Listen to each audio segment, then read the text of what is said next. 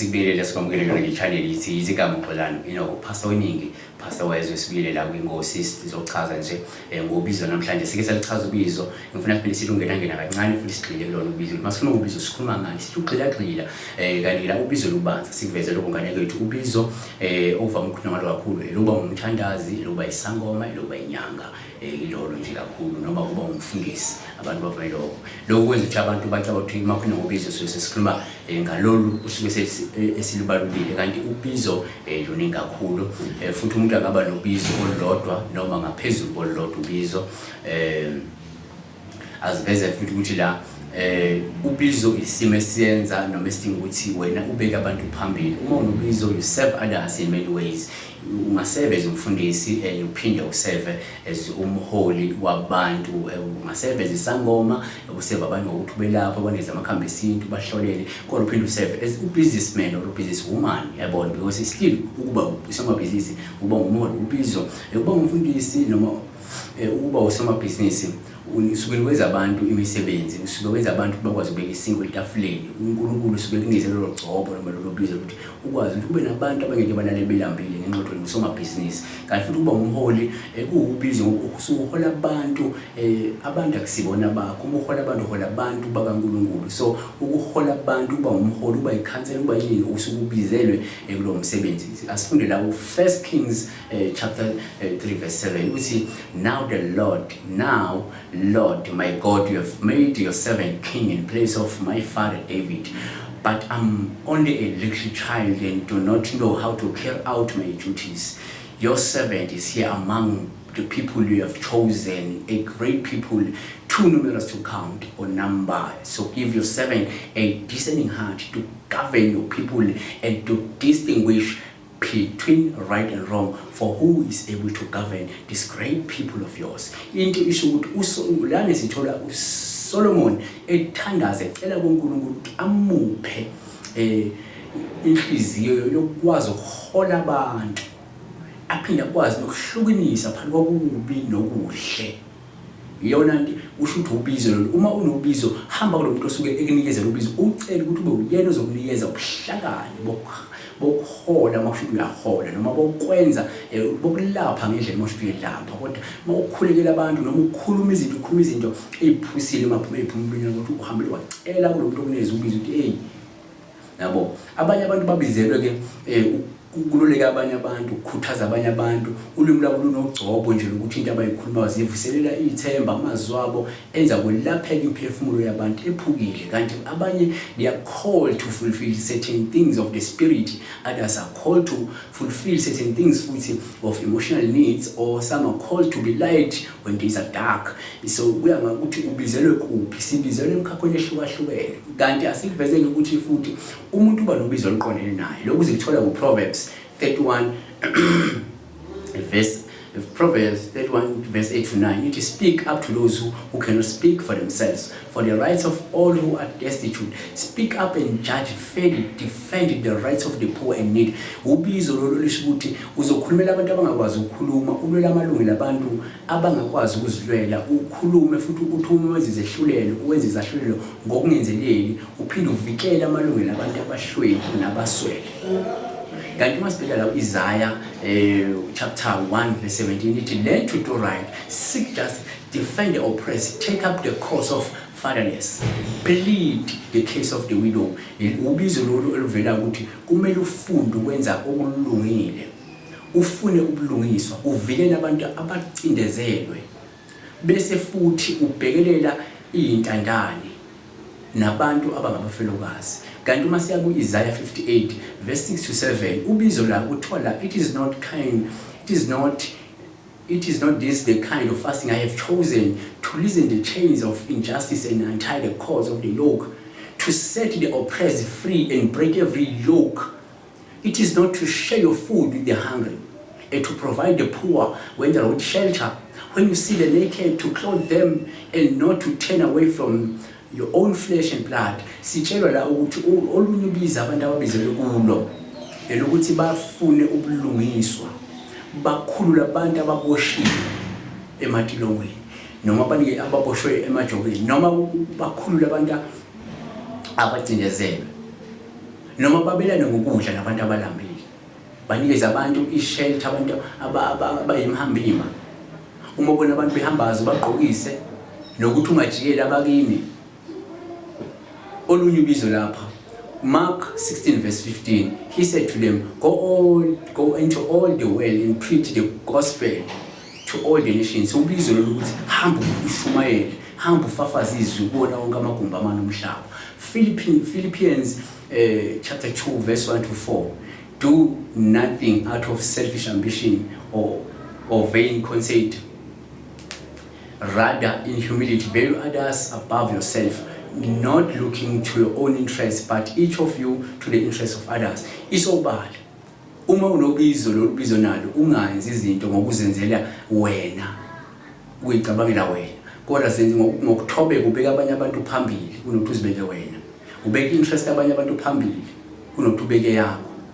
U1 Peter chapter 3 verse 15 to 16 ithi, but in your heart reverse as God as revere Christ as Lord. Always be prepared to give answers to anyone who asks you to give the reason for the hope that we have. Funa ube umuntu okwazi ukuthi ube nempendulo. Sometimes kunabantu abangenazi impendulo into ezenzeke empilweni yabo. Wena you are there to give those answers. Ubanikeze impendulo. 1 Peter 4 verse 10 to 11, it's each of you should use whatever gift you have received to serve others. Isobala le sonke isipho uNkulunkulu akuphe sona, leso siphiwo onaso sisebenzise ukusebenzela abanye abantu, ukuseva abanye abantu. Sikhuluma ngalo futhi ubizo. Umuntu uzalwa nalo ubizo. Ubiza ulitholi lesogugile noma kuthiwe uwehlelwe umoya, lento uzalwa nayo ibasegazini. Hamba ufunde Judges 13 verse 2 to 6 noma hamba ufunda behluleli ke ngesizulu abehluleli. Ithi le ncwadi, a certain man of Zorah named Manoah from the clan of Danites had a wife who was childless and unable to give birth. The angel of the Lord appeared to her and said, you are barren and childless, but you are going to become pregnant and give birth to a son. Now see it that you do not you drink no wine or other fermented drink, and that you do not eat any unclean. You will become pregnant and have a son whose head is never to be touched by a razor, because the boy is to be a Nazarite, dedicated to God from the womb. He will take the lead in delivering Israel from the hands of the Philistines. La umuntu uzalwa eseswini nokuthi uyoba usomabhizinisi. Lento yokugcoba uba usomabhizinisi into ozalwa nayo, into yokuthi uzoba umelaphi othile ugcobo ozalwa nalo, into yokuthi uyoba umholo othile into ozalwa nayo. Whatever yoba yiyo uzalwa nayo, awuveli iqhamuka out of the blue. Asikhulume futhi ubizo liyakwazi ukuthi umuntu limvikele. Asikhulume la now ubizo liyakwazi ukuvela sikuthola lokhu Exodus 2 verse 2. Now a man of the tribe of Levi married a Levite woman, and she became pregnant and gave birth to a son. When she saw that he was a fine child, she hid him for 3 months, but she could hide him no longer. She got a papyrus basket for him and coated it with a tar and pitch. Then she placed the child in it and put it among the reeds along the bank of the Nile. His sister stood at a distance to see what would happen to him. Then Pharaoh's daughter went down to the Nile to bathe, and her attendants were walking along the riverbank. She saw a basket among the reeds, and she sent a female slave to carry it. She opened it and saw a baby. He was crying, and she felt so sorry for him. This one is for Hebrew's baby, she said. And then his sister asked Pharaoh's daughter, shall I go and get one of the Hebrew women to nurse the baby for you? Yes, go. She answered. La uMoses lo uzalwa la. uMoses uzalwe ngesikhathi esibi la kwakubulawa khona abafana, kwabantwana babafana. So unina wenza icebo lokuthi amfake lapha kule menga, amfake lapha emfuleni. So lento isho ukuthi ngoba uMose wayezalelwe ukuzothi uzoseva abantu ukuthi ngelinye la ngiyofuna khipha abantu eGibhithe, iplan yakhe yabase from esizalweni wavikelwa from engakazali ukuthi lo uzovikelwa, simthole vikele ugcine sehlala nawo ama enemies evikelwe yoma enemies until waze kwafika isikhathi sokuthi athathe manje alandele ubizo lwakhe. So nawe njengoba uphila ziningi izinto engabe zikwehlela empilweni, mhlawumbe njengamanje ngabe sowashona, mhlawumbe nje kumanje mhlawumbe ngabe ikhanda lisebenza, mhlawumbe kumanje ngabe ungenye into mhlawumbe singakwazi ukuyichaza ukuthi singasichaza sithini, kodwa ngenxa yokuthi kunobizo mhlawumbe olukuwena ingakho usaphila, ingakho usagciniwe. Kanti la impawu zobizo-ke zahlukahlukene. Umuntu onobizo lobungoma noma nje lokuba umthandazi kuvama ukuthi ayiphuphele amanzi, imifula, intaba, amaqhuma, impano wezulu, inyoka zamanzi mhlawumbe noma inyoka ezincane ezihlaza, uphuphe ndiza, ubona amabhayi, obungoma, amayadi amhlophe, amakhandlela athile phakathi kokunye. Yabo izizi impawu lezi. Kanti futhi umuntu onobizo lomnyama uyambona ukuthi mhlawumbe amaphupha ngaphuphanyika mhlawumbe isikhwama sokwelapha, noma ngaphupha efundiswa ngemithi, noma aphuphe impande ethile noma imithi ethile eboniswa yona, futhi aphinde aphuphe etshelwa ukuthi ihlanganiswa kanjani nokuthi ngiyokwenza nokuthi isetshenziswa kanjani phakathi kwezinto ezinto, phakathi kwazo izimpawu ekhinde phakathi. Kanti futhi omunye umuntu onobizo loba usomabhizinisi angahlezi acabanga ngale bhizinisi, angahlezi aphupha ngalo noma wathi uyasebenza kodwa emqondweni yakhe uhlezi una that flash elokuyibuya even if ngathi uhola kangakanani noma kuthiwa akanamali, but still that thing yobizo iyamproperly. No, you think about business, you always think of business, even if awunamali, even if awuna funding, even if akekho umuntu okusekayo within your family, within your close cycle, even if awuyitholi even i-funding, still because lento yobizo, if ubize uba usomabhizinisi, you always think of business, nothing else. Kwala noma be-exam like discourage, you always have that passion, undying passion of your business, unobizo lwebhizinisi, yabo. Kanti-ke la ezinye futhi impawu zobizo ezikhona abantu abangabanazo, ukuba nentshisekelo yokwenza into ethile, ungasebenza permanent but you will always feel that something is left out, something is missing, you are not complete, or your mission is not complete yet, yabo. So enye izinto, that feeling uhlezi unomuzwa ongaphela ngoba ukwelapha, usiza abantu noma ukululeka abantu ngezimo ezithile. Enye izinto mhlawumbe ungahlezi futhi ulangazelela ukuthandaza noma ukuthandazisa nokukhulekela abantu abathwele kanzima. Uma ubona abantu usheshe uzwele, uma ubona abantu bese inkingeni ufisa ukufaka isandla, uma ubona izangoma zigida, uma unobizo ubona noma ziyacula, noma ubona abathandazi bathandaza, noma udibana nabo nje ngendlela kuvuka usina, kuba nento izwa kusipho selunwele uthi yabona. Kanti futhi la uma ubona umuntu noma udibana nenyanga, igazi nomzimba wakho uzwa uba nokukhululeka, futhi uzizwa ukhululekile, noma ukuthi icosolo nje uma uhlezi nabantu abanalo nobizo lwakho. Kusho ukuthi ke noma awusona isangoma, noma uyena umthandazi, noma awuyona inyanga, noma awusiwe umfundisi, noma awusiwe usomabhizinisi, noma awusiwe umholi, kodwa uma uhleli nalabo bantu labo uzizwa ukhululekile, kusho ukuthi kungenzeka unalo lobizo labo bantu labo. Kanti futhi ezinye impawu zobizo ezinganakeki abantu abanazo la, kanti futhi ezinye impawu zobizo enganakekile ezabantu abanobizo, uma usebenza uthola kanzima emsebenzini, usebenza ngaphansi kwezimo ezinzima, noma bakusebenzisa ngaphansi kwezimo ezibucayi, ngamabomu, uphathwa ngendlela engafanele, unoqoshwa wenze lutho, ungahlala uthethiswa nje ngaphandle ngoba uthethiswa amacala ongonile, noma umholo wakho ungagculisi kwesinye isikhathi, even if imali ikhona kuleyo company. Sometimes uthola ufuna umsebenzi awutholi, unamaphepha ngisho unazo incwadi, ufunde kwagogoda, even if unesipilo somsebenzi seminyaka, kwala ngisho ke sekukhulumela abantu abangaphakathi, uthola uconnection makufika kuwena nje kuyabheda, udize ukhipha intshontsho badlele imali yakho. So izinye impawu ezisho unalo la ubizo. Kanti futhi la nokungalazi kwama relationship, ungasebenzi kwama relationship, waliwe ngaphandle kwezizathu, noma uthi uyiphethe kahle, uthi uqotho nesimilo kuyafana. Umuntu angalahla wena right intombi yakwenu uyibhekile umuhle, umuntu angalahla wena insizwa yakwenu uyigeza lensizwa, avele athathe aqoba umsangano wendoda noma aqoba umsangano wentombi, aqashela umsangano wentombi kunawo ukhona. Yezinye impawu because lento yobizo ifuna ukuthi ulilandele so that bese lokunye kuyakhanya.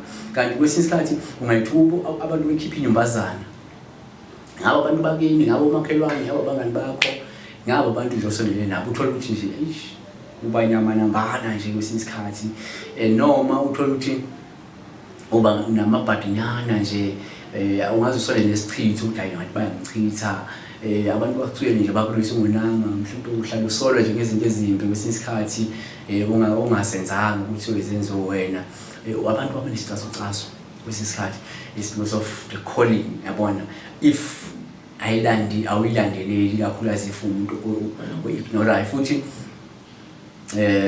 ungathi uqala nezinto uqala inkampani ifekele uhamba uboleka imali kubantu ukuthi uzokwazi ukuthi usimamisa inkampani ungayitholi imali ungabanjwa na ukugula ungapheli ugulisa futhi kodwa umuntu yabodokotela bangatholi lutho yabona ezinye izinto abantu ababhekene nazo abantu abanobizo olwahlukahlukene uma bengalilandeli asivaleke la ngokuthi sithi uma umuntu ubaleka ukuthi ugxile obizweni lakho thola ukuthola kobizo luyini ugxile kulolu bizo lakho okay noma abuya sebenza go and work but at the same time if kunobizo obizo lolona zama ukuthi nalo unikeze isikhathi sifunde la 1 Corinthians verse 2 excuse me mase sigcile emsebenzini wakho sikuthola lapha ku 1 Corinthians chapter 7 verse 17. Nevertheless, each person should live as a believer in whatever situation the Lord has assigned to them, just as God has called them. This is a rule I laid down in all the churches. So lento le isho ukuthi umuntu uzoqila emsebenzini anikezwe wona nablizelwe kuwo. Ikona ubalekile umele uqhile obizweni lakho ungaxamanazi uma ungumholi uyiba umholi oqotho beka abantu phambili ngesikhathi uma ungumelaphi uqhilile kwelapheni ungatholakali lapho sikhipha imithi wrong engafanele utholakala sokhipha ichitho lapha uma usomabhizinisi ungatholakala solala nabasebenzi lapha ngoba akubona umsebenzi ubizelo ukuthulale ngabasebenzi akubona umsebenzi ubizelo ukuthi ngoba nenkampani la qhasha ngentshontsho manje noma ke abantu besifazana abalale nawe ngoba unomsebenzi yabona abantu bayokwehlela ulaka bashaya ulaka kaNkulunkulu ngenxa ukuthi uthi umuntu ebizelwe ekutheni abe nebusiness ngoba ngeke sonke sibe ngosomabhizinisi but there are certain people who are called to be amabhizinisi nabanye sisebenza then labo babless if sebathatha advantage then ulaka kaNkulunkulu luyowela phezulu awukwazi ukuqasha ngokulala nabantu abantu behluphekile already unamfazi edwa ufuna ukuqasha umuntu ngokunenkampani ulale naye noma ngoba wena lapha sifuna mhlawumbe leso siguli leso ulale naso akusi right into lezo noma ngoba ungumfundisi wena umuntu uzokhulekelwa kuwe uyamkhulekela somkhulekela nangendlela ethu ukwehluka manje ngale fanele ukukhulekela ngayo izona zonke izinto lezi iBhayibheli lithi xila kuloko oassignwe kukona kuloko obizelwe kukona ukuthi wenze kona nikwenze perfectly asibambe lapho sizoqhubeka uma nayo imbuzo futhi khululekani kanza kwethu ngokubuza noma beyini sokubuya sokuphendula uNkulunkulu enibusise insikelele.